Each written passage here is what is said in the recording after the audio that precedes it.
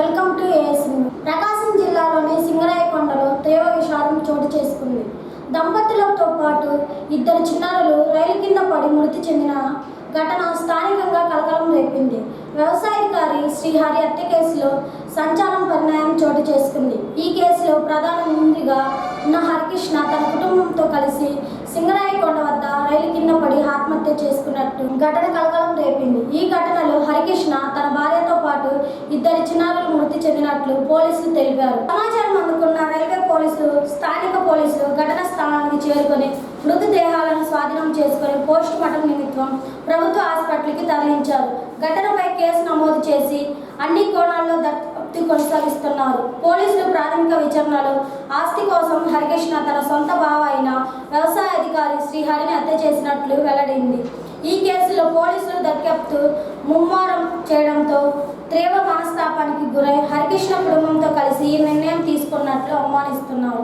కాగా ఈ కేసులో దర్యాప్తు నిర్లక్ష్యంగా వ్యవహరించిన బుచ్చిరెడ్డిపాలెం సిఐ, ఎస్ఐలను నెల్లూరు జిల్లా ఎస్పీ అజిత వేజెండ్ల సస్పెండ్ చేశారు. అలాగే బుచ్చిరెడ్డిపాలెం పోలీస్ స్టేషన్కు చెందిన 23 మందిని సిబ్బందిపై బదిలీ వేటు వేశారు.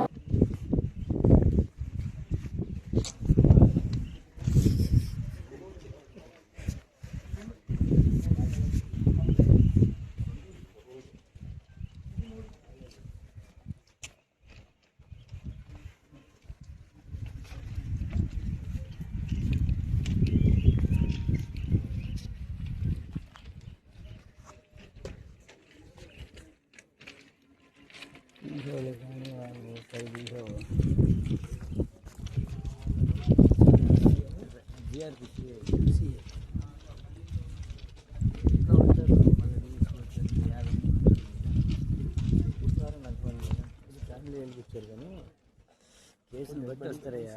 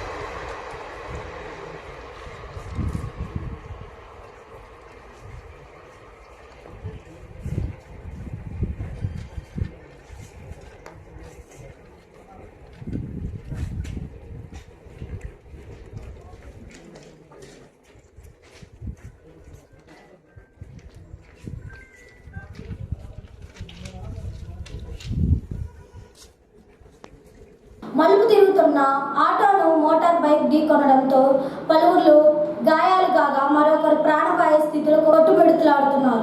సంఘటన సోమవారం సాయంత్రం 6:45 ప్రాంతంలో పోలీస్ పరిధిలో జరిగిన వివరాల్లోకి వెళితే మండలంలోని బొట్టువానిపాలెం గ్రామంలోని బస్టాప్ వద్ద ఉన్న ఎన్టీఆర్ విగ్రహం దగ్గర ఉన్న మాలదాసరి కాలనీలో వెళ్ళడానికి మేదరమెట్ల నుంచి వస్తున్న ఆటో మలుపు తిరుగుతుంది.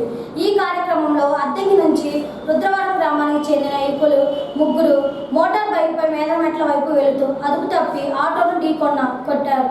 ఈ ప్రమాదంలో ఆటో ఒక పక్క భాగం ధ్వంసం కాగా మోటార్ బైక్పై ఉన్న యువకులు కింద పడిపోయారు. ఆటోలో ఉన్న వారికి మోటార్ బైక్పై ఉన్న వ్యక్తులకు స్వల్ప గాయాలయ్యారు.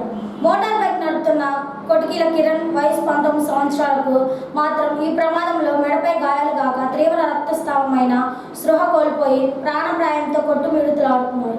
ప్రమాద వార్త తెలుసుకున్న మేదరమెట్ల ఎస్ఐ టి రమేష్ తన సిబ్బందిని సంఘటన స్థలానికి పంపి గాయాలు పాలైన వారిని 108లో వైద్య చికిత్సకై అద్దంకి ప్రభుత్వ హాస్పిటల్కి తరలించి కేసు నమోదు చేసుకొని దర్యాప్తు చేస్తున్నారు. హమాలీ కార్మికులకు సంక్షేమ బోర్డు ఏర్పాటు చేయాలి. సిఐటిఓ డిమాండ్ రోజు రోజుకు పెరుగుతున్న నిత్యావసర ధరలకు అనుగుణంగా హమాలీ కార్మికుల వేతనం పెరగడం లేదని సిఐటియు అద్దంకి పట్టణ అధ్యక్షులు తంగిరాల వెంకటేశ్వర్లు ఆవేదన వ్యక్తం చేశారు. పట్టణంలో కార్మికులకు ఏకం చేసే సర్వే కార్యక్రమం భాగంగా ఆయన హమాలీ కార్మికులతో మాట్లాడి వారి సమస్యలను తెలుసుకున్నారు. భవన నిర్మాణ కార్మికులకు ఉన్నట్లుగానే హమాలీ కార్మికులకు కూడా ప్రత్యేకంగా ఒక సంక్షేమ బోర్డును ఏర్పాటు చేయాలని ప్రభుత్వాన్ని డిమాండ్ చేశారు. మూటలు మోసి చాకరీ చేసే ఈ కార్మికులకు రిటైర్ అయిన తర్వాత జీవనవృద్ధి కోసం పెన్షన్ సౌకర్యం కల్పించాల్సిన బాధ్యత ప్రభుత్వంపై ఉందన్నారు. దీనితో పాటు కార్మికుల పిఎఫ్ సౌకర్యాలు కూడా వర్తింపజేయాలని కోరారు. కార్మికులు అలసిపోయినప్పుడు విశ్రాంతి తీసుకోవడానికి ఒక ప్రత్యేకమైన విశ్రాంతి భవనాన్ని కేటాయించాలి. సమాజంలో కార్మికులను చులకనగా చూడకుండా గౌరవప్రదంగా మాట్లాడే వాతావరణం రావాలన్నారు. హమాలీ కార్మికుల సంబంధించినటువంటి చట్టాలను అమలు చేయాలని చెప్పేసి సిఐటిగా డిమాండ్ చేస్తాము. ఈరోజు పెరుగుతున్న నిత్యావసర ధరలకు అనుగుణంగా హమాలీ కార్మికులకి వేతనాలు జరగట్లేదు. 2 సంవత్సరాలకు ఒకసారి వేతన ఒప్పందాలు కొన్ని ప్రాంతాల్లో జరుగుతున్నాయి, కొన్ని ప్రాంతాల్లో జరగట్లేదు.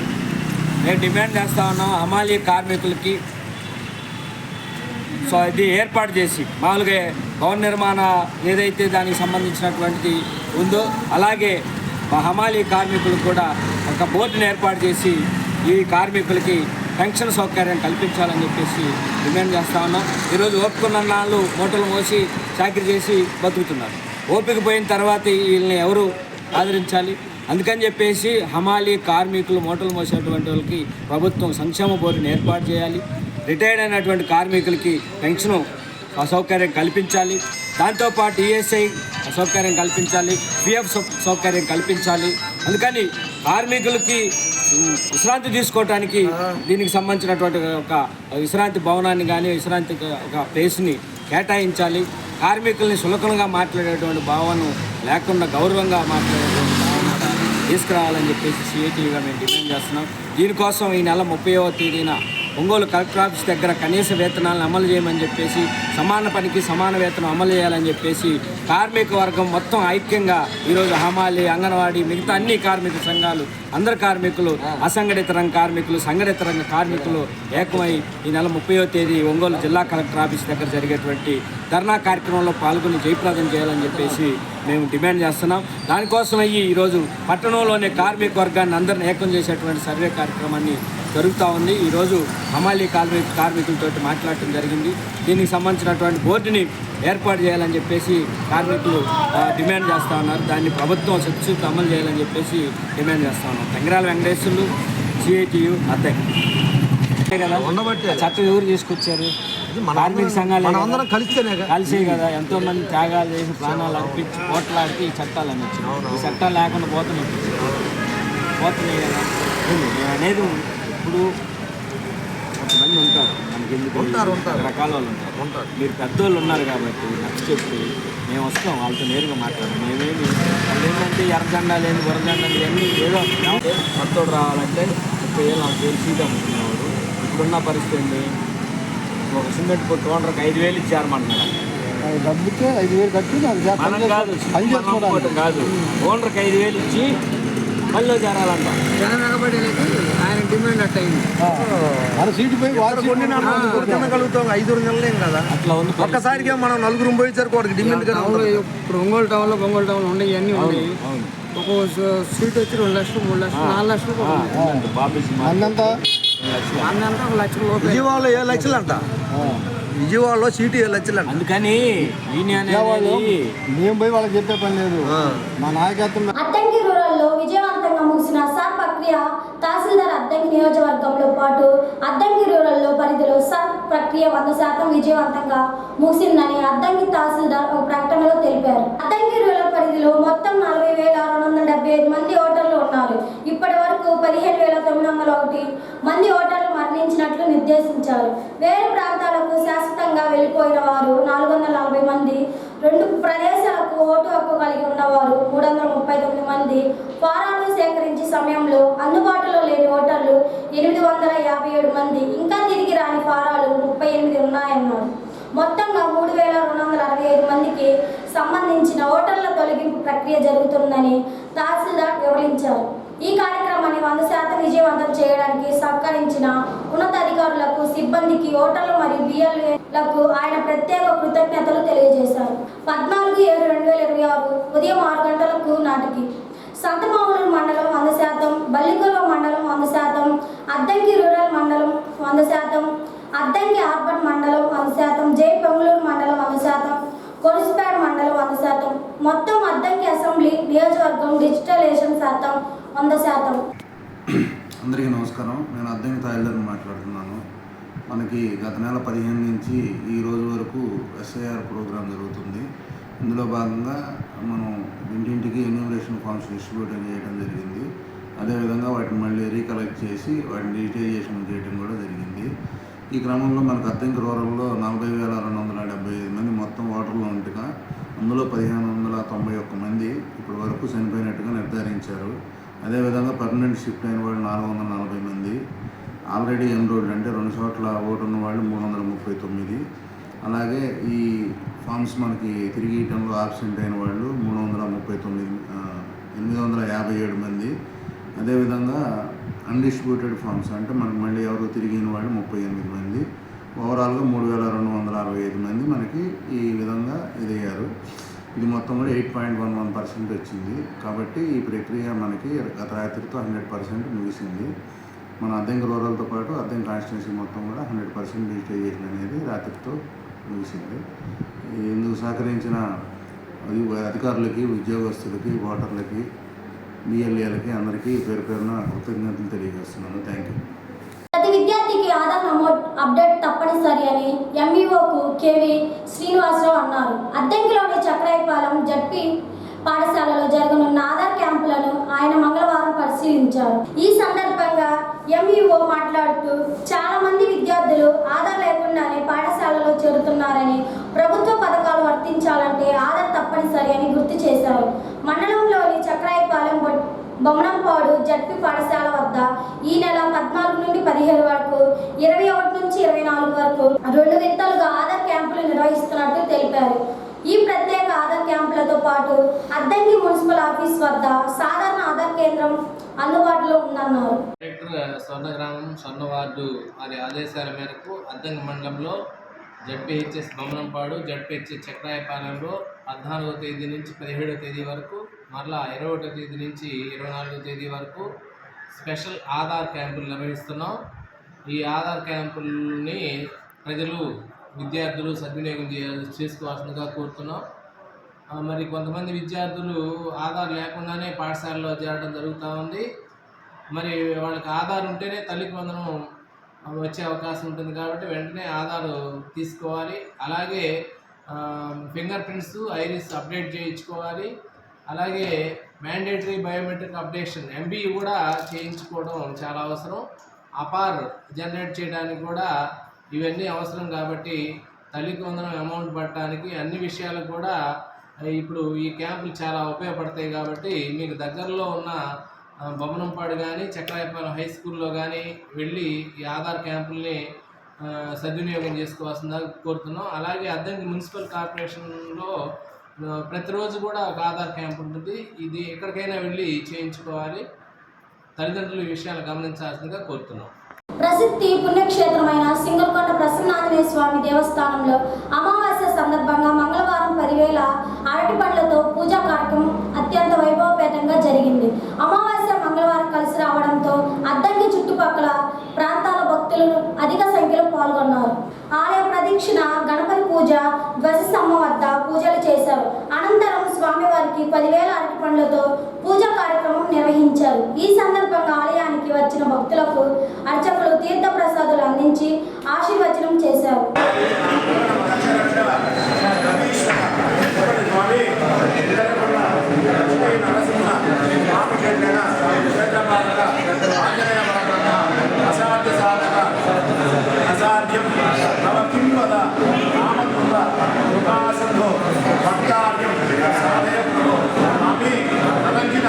సకల కార్యక్రమాలు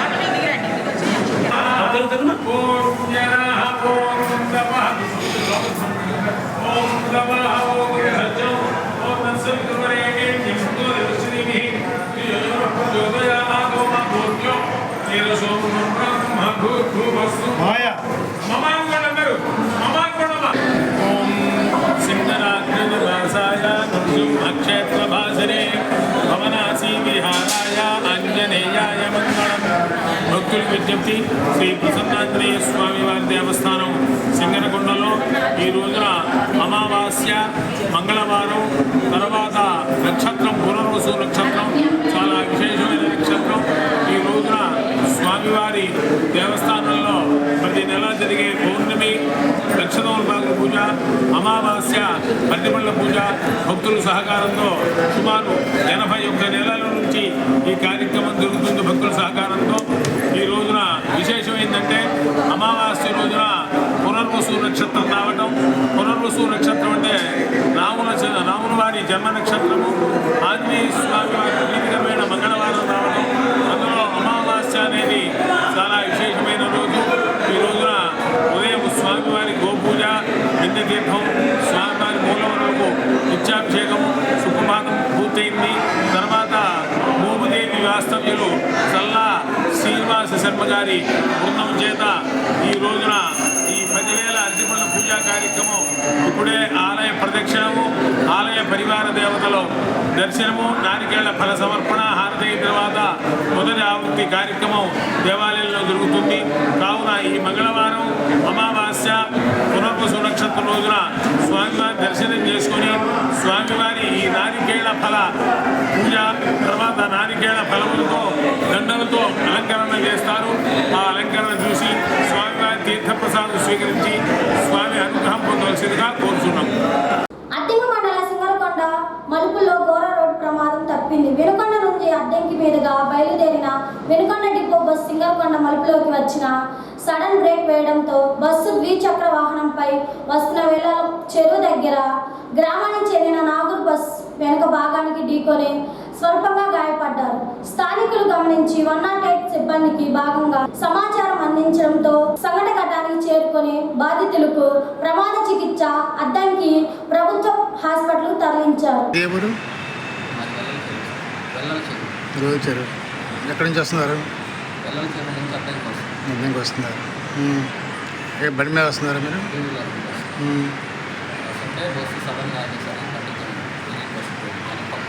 ఎక్కడ బస్ ఆపారా?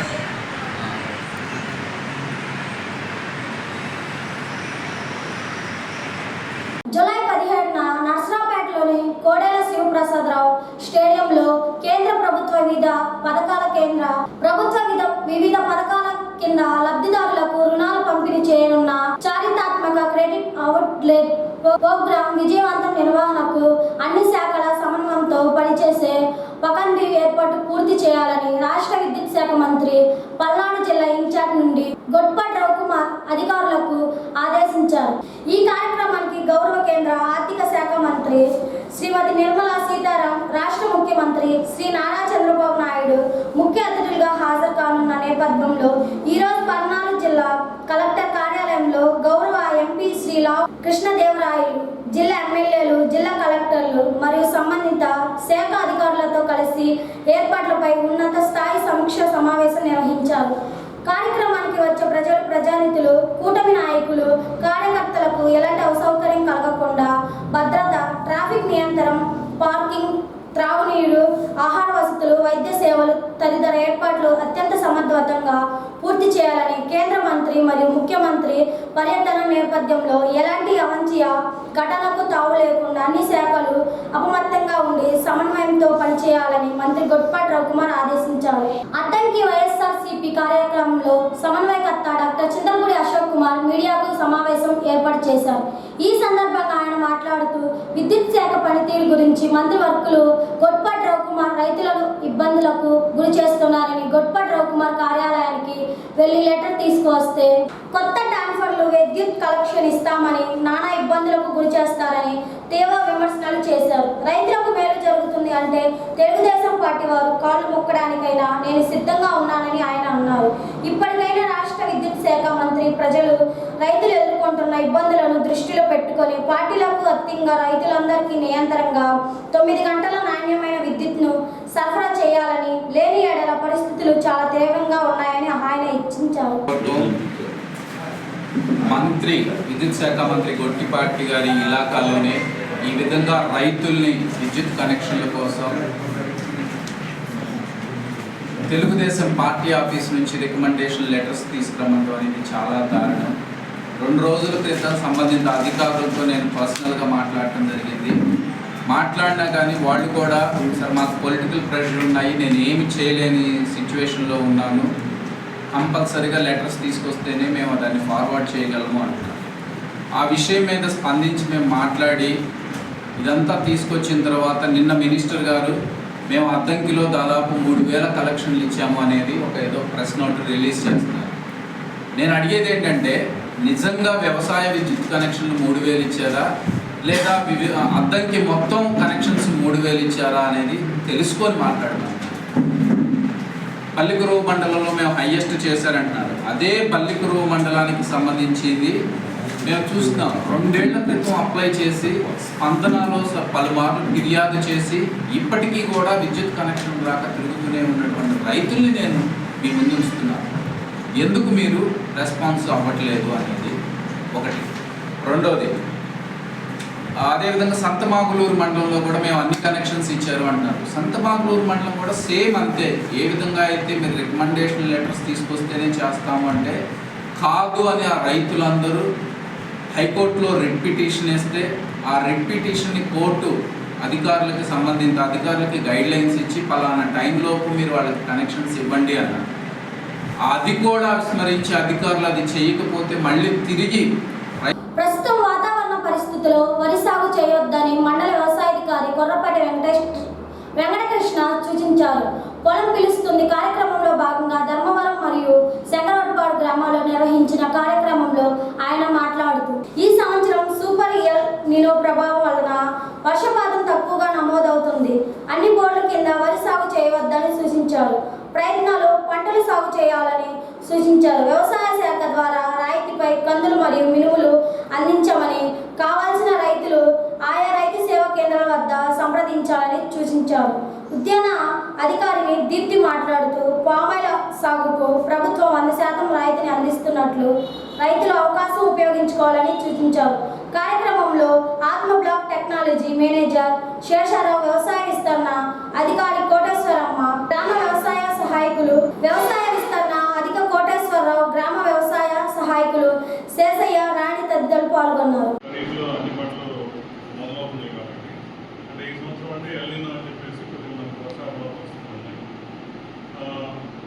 మీకు ఈ ఎల్నినో ఏంటంటే సముద్రం ఉష్ణోగ్రత పెరిగి మనకు ఆ వేడి గాలులు మనకి రావడం వల్ల మనకి ఈ ఎల్నినో అంటే ఈ వర్షాభావ పరిస్థితి ఏర్పడుతుంది. ఇది సూపర్ ఎల్నినో దాదాపు 30-40 సంవత్సరాల తర్వాత మనకి ఇటువంటి పరిస్థితులు వచ్చింది. అంటే ఎల్నినో లానినో అంటే లానినో అంటే అధిక వర్షాలు ఉంటాయి, ఎల్నినో అంటే వర్షాభావ పరిస్థితి వస్తాయి. మనకి ఈ సంవత్సరం ఏంటంటే ఈ పరిస్థితుల్లో ఎన్ఎస్పీ నుంచి వాటర్ కూడా రాకపోవచ్చు. కాబట్టి మనం వరికి ప్రత్యామ్నాయంగా మన అపరాధ పంటలు కానీ మొక్కజొన్న కానీ బోర్లలో కొద్దిగా మొక్కజొన్న బోర్ లేని వాళ్ళు అపరాధ పంటలు వేసుకోవడానికి ప్రయత్నం చేయాలి. దానికి సంబంధించి మనం ప్రభుత్వం ఏంటంటే మినుములు కందులు కూడా రైతు మీద ఉన్నాయి. అలానే మినీ కిట్స్ కూడా ఉచితంగా ఇచ్చేయడం, ప్రతి కిట్స్ ఇచ్చారు, అవి కూడా ఇస్తాము. ఈ కందులు మినుములు సాగు చేస్తున్న రైతులు స్టాషన్ తెలిస్తే మీరు ఎవరెవరు వేస్తున్నారు అయితే కంపల్సరీగా వేయాలి, తీసుకున్న తర్వాత వేయాలి, వాళ్ళు సప్లై చేయడం జరుగుతుంది. ఇంకా మనకి ఈ పిఎండిఎస్ కిట్స్ అని చెప్పేసి దాదాపు పచ్చిరొట్టు పెరుగులు, జిగులు, దనులు, పిల్లిబెస్లు ఇవి కూడా ఇచ్చాము మొదట్లో. అవే కాకుండా పిఎండిఎస్ అంటే pre monsoon rice line kits అని చెప్పేసి 20 రకాల విత్తనాలు రైతులు కూడా జరుగుతుంది. అదేంటంటే కేజీ వచ్చి 80 రూపాయలు చొప్పున మీకు ఉంటుంది. అవి కనుక మనం పంట వేయలే 40 రోజుల ముందు వేసుకుంటే పచ్చిరొట్టు ఎరువుగా ఉపయోగపడుతుంది. ఇందాక మీరు వచ్చినప్పుడు మాకు డిఏపి వాడా పెంచండి, యూరియా ఎక్కువ ఇప్పించండి అని అడుగుతున్నాం. మనం ఏంటంటే ఈ రసాయనిక ఎరువులు డిఏపి కానీ యూరియా కానీ వేసి అది మనం పచ్చిరొట్టు ఎరువులు అంటే సేంద్రీకరణం అనేది మన భూమిలో లేకపోవడం వల్ల మనకు సూక్ష్మ ధాతులు అవ్వాలి. అంటే జింక్ కానీ, బోరాన్ కానీ, ఐరన్ కానీ ఈ మనకి నార్మల్ ఏలోనే నార్మల్ తెలుగులో వస్తుంది. కార్యక్రమం మొదలుపెట్టాం. దీంట్లో భాగంగా ఇప్పటిదాకా మీకు ఏవో గారు పిఎండిఎస్ గురించి చెప్పారు. విన్న తర్వాత ఎవరైనా వేయాలని ఆలోచన వాళ్ళు ఉన్నారా? కూడా ముందుకు రావట్లేదు. కానీ దానివల్ల చాలా ఉపయోగాలు ఉన్నాయి. సార్ చెప్పినట్టుగానే మనకి నేల గుల్లవారి వాటర్ మనకి నిలుపుకునే తత్వం పెరిగిన పిఎండిఎస్లో నేలలో వేసిన మొక్కలు తర్వాత మామూలుగా వేయకుండా వేసిన నేలలో మొక్కలకి చాలా డిఫరెన్స్ ఉంటుంది. మనకి ఒంగోలు ఏపీసీఎన్ఎఫ్ వాళ్ళు టెస్ట్ చేసిన దాని ప్రకారం పిఎండిఎస్ వేసిన నేలలో వేసిన మొక్కలకి ఎక్కువ అధిక వర్షాలు తట్టుకొని నిలబడే తత్వం ఎక్కువ ఉంటుంది. ఇట్లా ఏదైనా కరువు కానీ అధిక వర్షాలు కానీ ఏదైనా జబ్బులు వచ్చినా ఈ చీడపీడలు వచ్చినా అంటే రెసిస్టెన్స్ అంటాం మనకి ఏదైనా రోగ నిరోధక శక్తి ఎలా వస్తుందో వాటికల్లా తట్టుకునే తత్వం పెరుగుతుంది. సో దాన్ని కొంచెం దృష్టిలో పెట్టుకొని మనం పెద్ద ఖర్చు మనం ఎంత ఒకసారి పంట వేసామంటే మందులు ఇష్టం వచ్చినట్టు వేస్తూ ఉంటాం. వాటిలో ఒక 1000 రూపాయలు దీన్ని పెట్టి వేయగలిగితే మీరు ఆ 1000 రూపాయలతో పాటు ఇంకో 2000 తగ్గించుకునే అవకాశం ఉంటుంది మీకు వాటి రోగ నిరోధక శక్తి పెరిగిన తర్వాత. ఇది ఒకసారి దృష్టిలో పెట్టుకొని దాని మీద ఇప్పుడు గవర్నమెంట్ బాగా స్ట్రెస్ చేస్తుంది. ఎల్లినో పరిస్థితుల్లో మనకి వర్షాభావ పరిస్థితులు తట్టుకోవడానికి కూడా చెట్లకి బాగా ఉపయోగపడుతుంది. సో అదొకటి. తర్వాత హార్టికల్చర్ ఈ సంవత్సరం మనకు కొత్తగా national mission on edible oils అని చెప్పేసి ఆయిల్ పామ్ సాగుకి మనకి అద్దంకి పర్మిషన్ వచ్చింది ఈ సంవత్సరం నుంచి. సో దీనికి ఆయిల్ పామ్ కోసం మనకి లాస్ట్ ఇయర్ వరకు ప్రకాశం జిల్లా మొత్తం మీద కొత్త ప్రకాశం డివిజన్ అయిన తర్వాత అద్దంకి నియోజకవర్గంలో అద్దంకి, సంగమూరు, ballikurava, తర్వాత కందుకూరు నియోజకవర్గంలో కందుకూరు అక్కడ మాత్రమే మనకు పర్మిషన్ ఉంది. మిగతా చోట్ల పర్మిషన్ రాలేదు. అంటే మనకున్న నేలలను బట్టి వాటర్ని అవైలబిలిటీ బట్టి దాన్ని బట్టి సైంటిస్టులు వచ్చి వాళ్ళు ఇక్కడ నిర్ధారించి ఇచ్చిన మండలాలు ఇవి. దీంట్లో మనకి సిరీ సీడ్స్ అనే ఒక ఆయిల్ పామ్ కోసం ఒక కంపెనీని అలాట్ చేశారు. వాళ్ళు మనకి మొక్కలు సప్లై చేస్తారు. సో ఈ ఆయిల్ పామ్ విషయానికి వచ్చేసరికి డిపార్ట్మెంట్ నుంచి వచ్చే సబ్సిడీ వచ్చేసి మీకు మొక్కలు పూర్తిగా ఫ్రీగా ఇస్తాం. ఎకరాకి వచ్చేసి 39 నుంచి 40 మొక్కల. ఇంతటితో ASN న్యూస్ సమాప్తం.